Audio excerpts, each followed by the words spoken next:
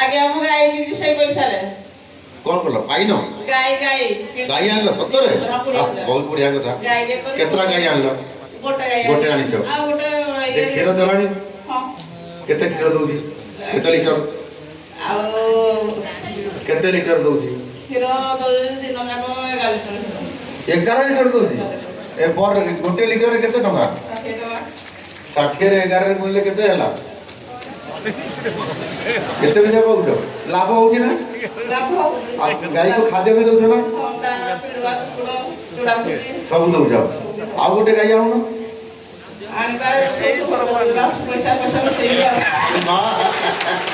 ଯାଉ ସୁଭଦ୍ରା ଯୋଜନା ପହଞ୍ଚିଲେ ଲଗେଇବ। ହଁ ସେ ପଇସାକୁ ଜମା ଇଆଡ଼େ ସିଆଡ଼େ ଖର୍ଚ୍ଚ କରିବନି।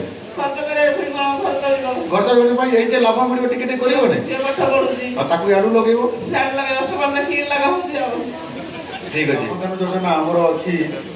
ଆପଣ ଆମର ଯିଏ ପଶୁ ଅଧିକାରୀ ଅଛନ୍ତି ତମ ନାଁ କଣ?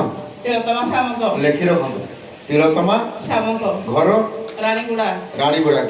କୋଉ ବ୍ଲକ? ଆମର ବରପାଳ ବ୍ଲକ। ବରପାଳ। କୋଉ ପଞ୍ଚାୟତ?